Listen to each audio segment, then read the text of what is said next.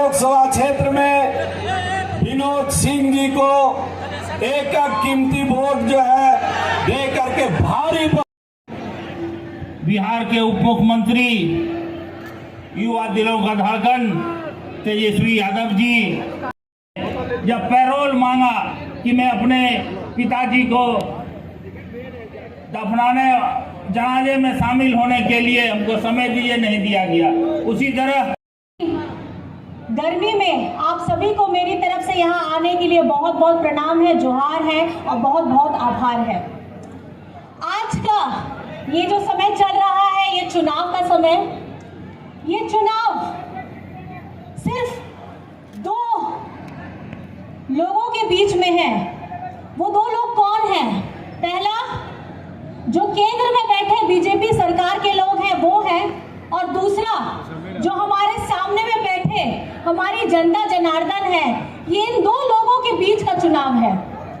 ये हमारे झारखंड की जनता के साथ साथ यहाँ पे हिंदुस्तान में जो आवाम है, जो हिंदुस्तान की आवाज है, जो हिंदुस्तान का मूल मंत्र है, हमारे लोग झारखंड के साथ हिंदुस्तान के लोग, ये उसका चुनाव है। ये आम चुनाव आम लोगों का है। ये आपके मुद्दों का चुनाव है। ये आपके हक अधिकार का चुनाव है। ये आपके संविधान को बचाने का चुनाव है।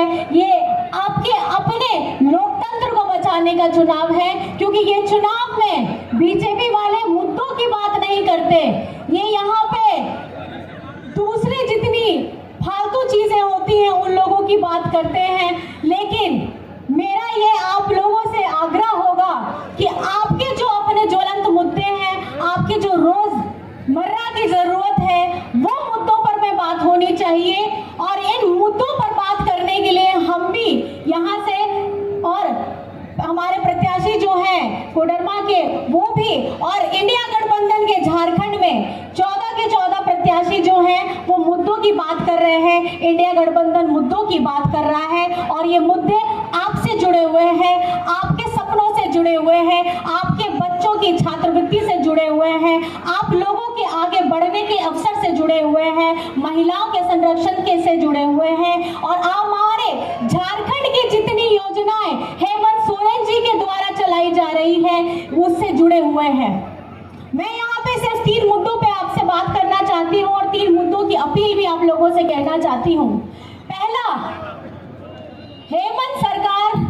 हेमंत सोरेन जी के द्वारा जो सरकार चलाई जा रही थी, हमारे 4 साल बनाम 20 साल झारखंड के, वो 20 साल जहां सबसे ज्यादा राज किया है भाजपा के लोगों ने। तो आपको मैं ये बताना चाहूंगी कि एक तरफ में जहां केंद्र के लोग हमारा झारखंड का लोगों का हरा राशन काटने का काम करते हैं, वहां पर में 11 लाख लोगों का राशन कार्ड कैंसिल किया गया, डिलीट किया गया। वहीं आपके हेमंत दादा ने 20 लाख लोगों को अपना राशन कार्ड दिया। जहां आपके आप अपना वोट, अपना मतदान इंडिया गठबंधन के समर्थन में देने के लिए खड़े हैं। मेरी माताएं बहनें अपनी दोनों हाथ उठा करके हमें काली बता दीजिए, इशारा कर दीजिए, आप खड़े हैं कि नहीं खड़े हैं? खड़े हैं, खड़े हैं। कौन सी तारीख? कौन सी तारीख? कौन सी तारीख? और कौन सा चुनाव चिन्ह है? वो 2 चुनाव चिन्ह आपको बताने हैं, या उपचुनाव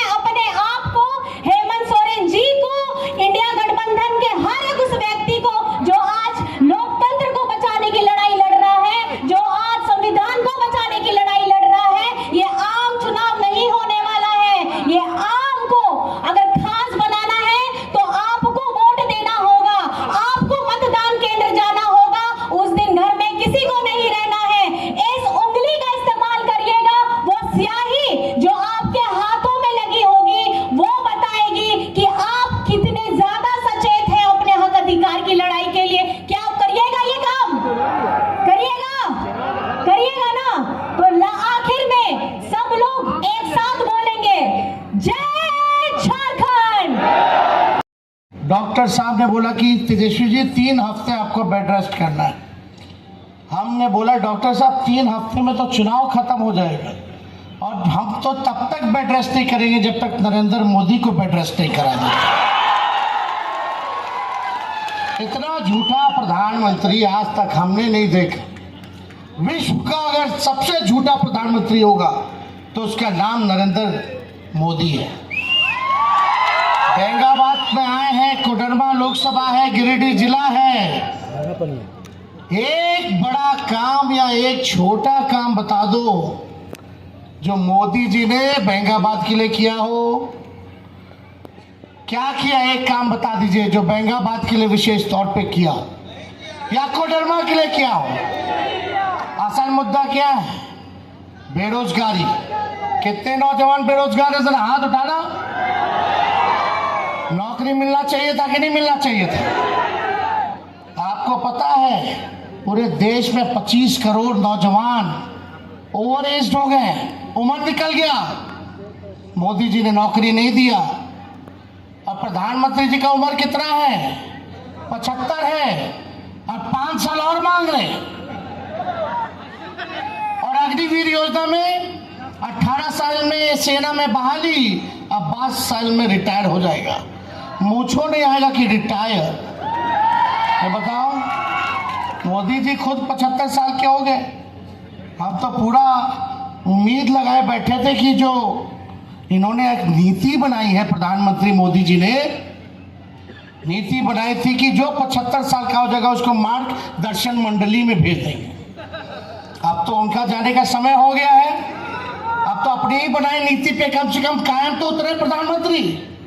हमारे नौजवानों को 22 साल में रिटायर कर रहे हो, सबका 25 करोड़ नौजवानों को आपने ओवर एज करा दिया और 5 साल किस मुंह से आप मांग रहे?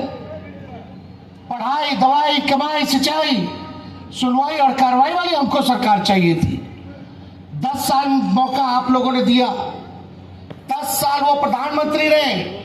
क्या यहाँ एक भी कारखाना खोला, पलायन रुका, गरीबी मिटी, महंगाई घटी, आय दुगुना हुआ हमारे किसानों का?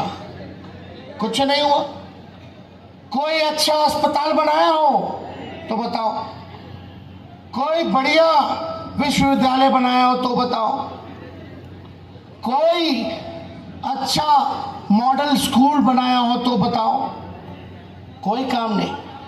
लेकिन बहन कल्पना जी अपने सरकार के कामों को गिनाया कि इन्होंने क्या क्या काम किया। हम लोग मुद्दे की बात करते हैं, हम लोग काम पे वोट मांगने आए, हम लोग आपके भविष्य को बेहतर बनाना चाहते हैं। और ये भाजपा का लोग आपके हाथ में तलवार बांट के नफरत की राजनीति करना चाहता है, आपके भविष्य को बिगाड़ना चाहता है।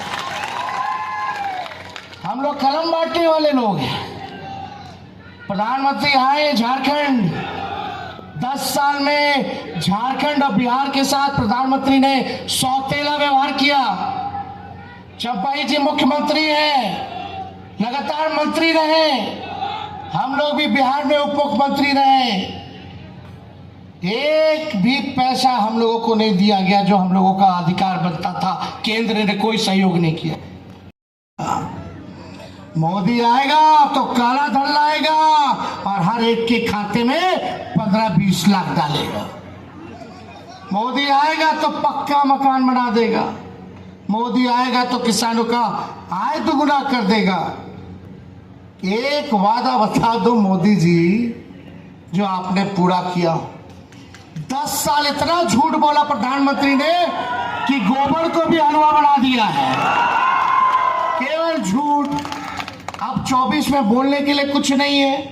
10 साल इतना झूठ बोले तो 24 में आके क्या बोलते हैं? भाइयों बहनों, ये इंडिया अलायंस वाले लोग हैं ना, ये आपका मंगलसूत्र छीन लेंगे। जिनके पास 2 भैंसें होंगी उसका एक भैंस ले लेंगे। अरे प्रधानमंत्री जी, आप कितने हल्के प्रधानमंत्री हैं। कोई तो स्टैंडर्ड रखते भाई, क्या बात कर रहे हो? बताओ मंगलसूत्र कब पहनाया जाता है? शादी के समय। जिन नौजवानों का मोदी जी नौकरी नहीं दी उनका शादी हो रहा है क्या? तो पहनाने तो ही नहीं दे रहे मंगलसूत्र। तेजस्वी ने तो बिहार में 5 लाख लोगों को सरकारी नौकरी दिया।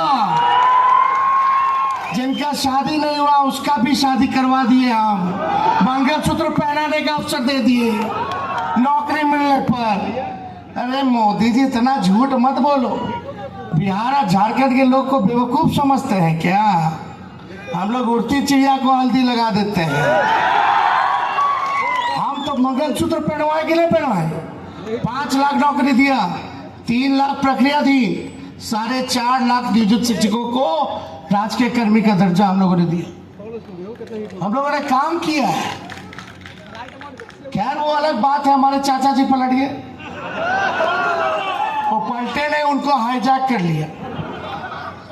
आप बताओ, हम लोग जब मोदी जी से पूछते हैं, मोदी जी आपने बेरोजगारी क्यों नहीं खत्म की, आपने महंगाई क्यों नहीं खत्म की? आज महंगाई हो गया कि नहीं हो गया? हर चीज महंगा हुआ कि नहीं हुआ? गैस सिलेंडर पहले 400 था 10 साल पहले, अब कितना हो गया है? 1200 1400। पहले मोदी जी लोग गाना गाते थे, महंगाई डाइन लगती थी उनको, अब महबूबा लग रही है। अरे मोदी जी काम की बात कीजिए। मोदी जी आएंगे, बात करेंगे हिंदू मुस्लिम, मंदिर मस्जिद, इस्लाम सनातन। अरे धर्म अपने जगह पे है, हम लोगों की आस्था है, सब लोगों की आस्था होती है। लेकिन ये चुनाव का समय है, 10 साल क्या किया? प्रधानमंत्री जी कई बार झारखंड आए होंगे, एक बार भी बोला झारखंड के लिए 10 साल में क्या किया, या आने वाले 5 सालों में वो क्या करेंगे, कोडरमा को क्या देंगे, गिरिडीह को क्या देंगे, बेंगाबाद को क्या देंगे, क्या करेंगे? नहीं, खाली हिंदू मुसलमान। सबसे आसान राजनीति होती है नफरत की राजनीति करना, लोगों को लड़ा करके वोट लेना।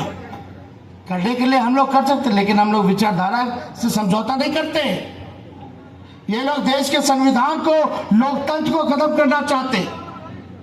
भाजपा के नेता, अरे हम भाजपाओं के नेताओं से कहना चाहते, ये बाबा अंबेडकर का लिखा हुआ संविधान है, किसी एड़ू गेड़ू बाबा का लिखा हुआ नहीं है। और किसी माइक के लाल में दम नहीं कि हमारे बाबा अंबेडकर का संविधान को कोई बदल सके। ये भाजपा के लोग बंच ऑफ थॉट्स को लागू करना चाहते हैं, एक सोच का गुच्छा जो बाबा गोवलकर का लिखा हुआ, इनके आरएसएस के गुरु, ये हर किस नहीं होने देंगे। सबसे आसान राजनीति है, लड़ाओ, हिंदू मुसलमान कराओ, वोट लो।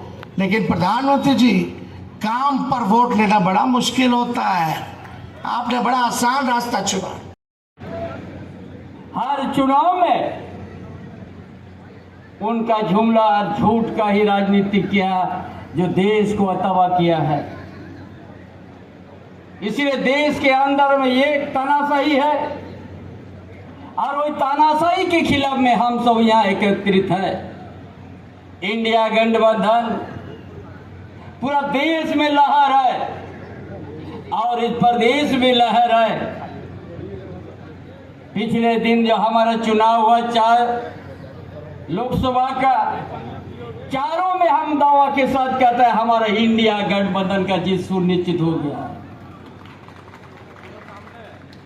और ये जो 1 जून तक हम लोग का है, उसमें भी 14 के 14 लोकसभा सीट हम लोग जीतने जा रहा है। और गांधी विधानसभा जो उपचुनाव है, इसमें भी ऐतिहासिक जीत, और यहाँ पर हम लोग वोट के माध्यम से उन लोग को जवाब जनता दे देगी। इसलिए आज महंगाई, और हम आप लोग को बताएंगे, इंडिया गठबंधन का ये सोच है और विचार में स्पष्ट है। स्थायी नौकरी का, बेरोजगार को नौकरी देने का, असहाय को उनको मदद करना, और आज सरकार ने भी उसी तरह ही काम किया है। जैसे वो लोग नारा देते थे 2019 में विधानसभा का चुनाव के समय 65 पर, जैसे लगता है 80-81 उन्हीं लोग को ही हो जाएगा। क्या रे, बड़ा जोर से कहता था ये लोग, लेकिन आप सब ने उन लोग को रोक दिया 25 में ही। और हेमंत बाबू का नेतृत्व में आप लोग जनादेश देकर सरकार बनाने का काम किया।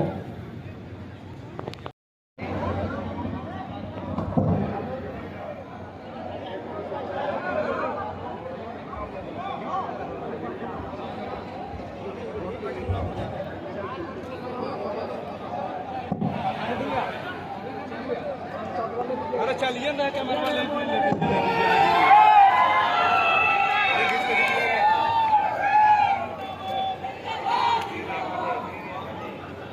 साथ में बैठे रहेंगे। निजीकरण जो ला रहा है भारतीय जनता पार्टी, उस निजीकरण को होने नहीं देना है। नहीं तो ये एक भी बच्चा, एक भी बेरोजगार को रोजगार नहीं मिलेगा।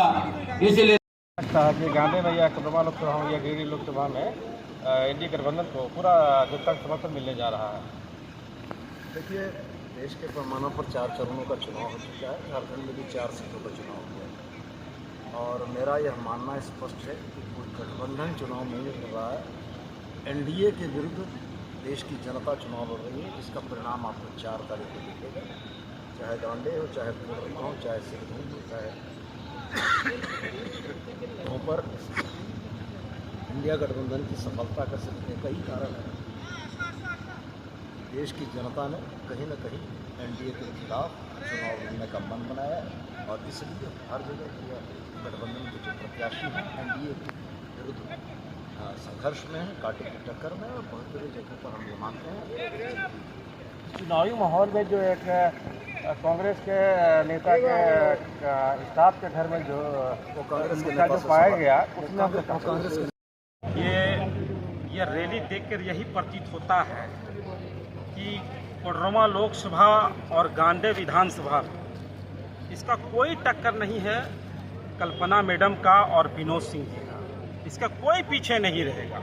और जिस प्रकार से तेजस्वी यादव ने बताया कि 17 महीना में मैंने 5 लाख युवाओं को सरकारी नौकरी दी है, अगर केंद्र में इंडिया गठबंधन की सरकार बनती है तो 1 करोड़ युवाओं को नौकरी देंगे।